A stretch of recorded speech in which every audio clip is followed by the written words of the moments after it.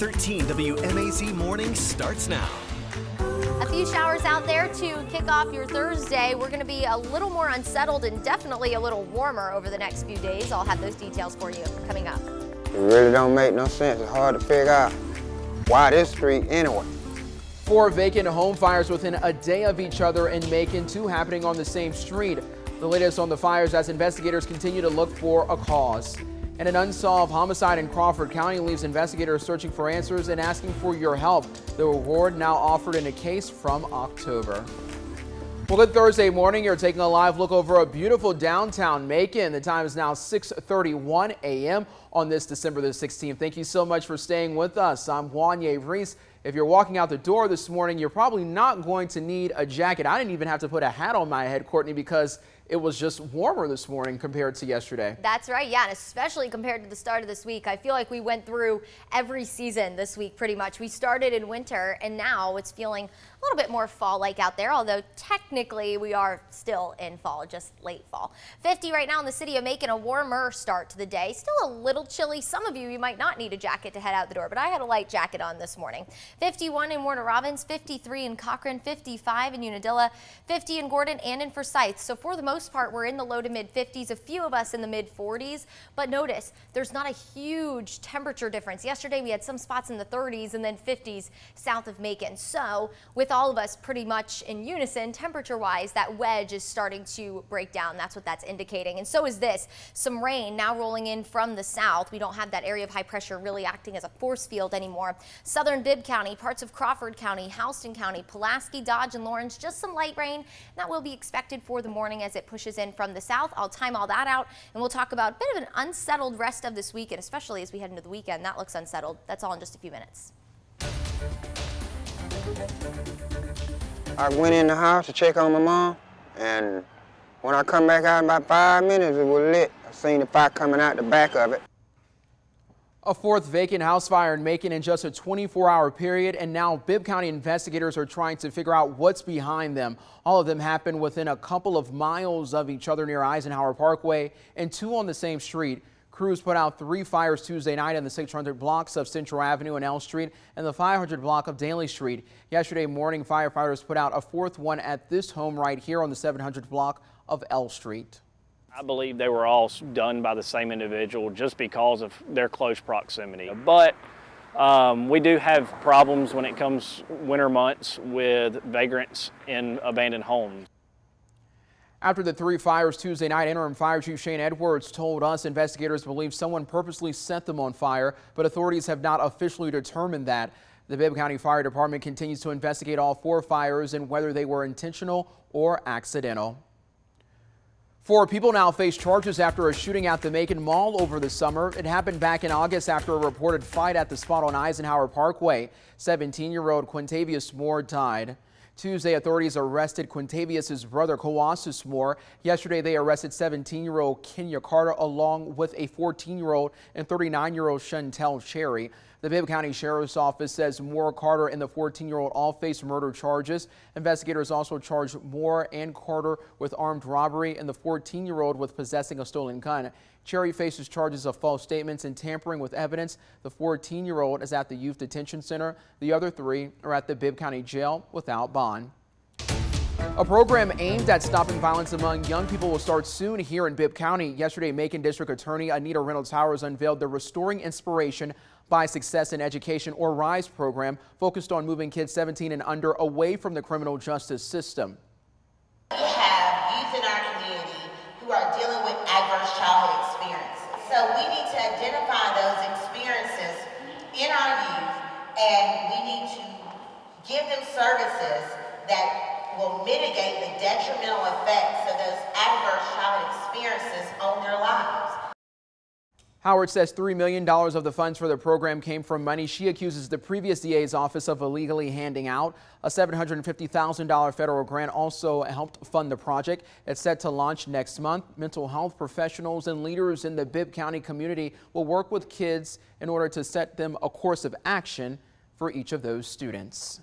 Because all of the adverse childhood experiences have been shown, if they do go untreated, if the children don't get the services, then the risk for criminality for those children is higher. as children and as adults.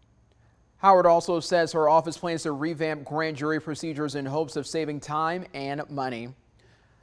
The Georgia Bureau of Investigation and Macon Regional Crimestoppers need your help to solve a Crawford County homicide, and now there's a $2,000 reward available. Crimestoppers shared this flyer you see on your screen yesterday saying they're looking for any information leading to her arrest in the shooting death of 29-year-old Alexandria Davis. The flyer says Davis drove near Highway 341 from Roberta when someone shot her. It happened near Musella Baptist Church on October the 30th. You can call the Macon Regional Crimestoppers. That number, it's 1-877-68-CRIME. Again, the number at your bottom of your screen, it's 1-877-68-CRIME. And be sure to call them if you have any information about the case. This morning, we're learning more about the funeral plans for Star Central Georgia and NFL player Demaryius Thomas. The Dudley Funeral Home in Dublin posted on Facebook yesterday that there will be a public viewing for Thomas this Saturday. It's happening from 10 to 11 a.m. at West Lawrence High School's gym. They say this will happen just before funeral services. Someone found the 33-year-old dead in his Roswell home last week. Police believe a medical problem led to his death. Thomas played high school football at West Lawrence and college ball at Georgia Tech. He went to the Denver Broncos in the first round of the 2010 draft and played there for the majority of his NFL career, winning Super Bowl 50 in 2016. All right, let's get you to some news happening across the state. It looks like officials will not reinstate suspended Clayton County Sheriff Victor Hill right now. The Fulton County Superior Court denied Hill's request to be put back in office. Back in October, attorneys for Hill filed paperwork to have him reinstated. Governor Brian Kemp suspended Hill in June after his indictment on federal charges of allegedly violating the civil rights of several Clayton County jail inmates. Hill pleaded not guilty to the charges in August.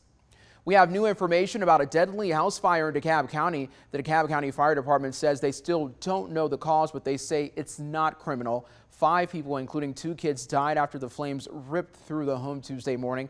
Officials with the DeKalb County Fire Department say 10 people were in the home at the time of the fire. Now to the latest when it comes down to COVID-19. This week marked 1 year since Georgia got its first shipment of vaccines. Department of Public Health Commissioner Dr. Kathleen Toomey says she remembers the day well.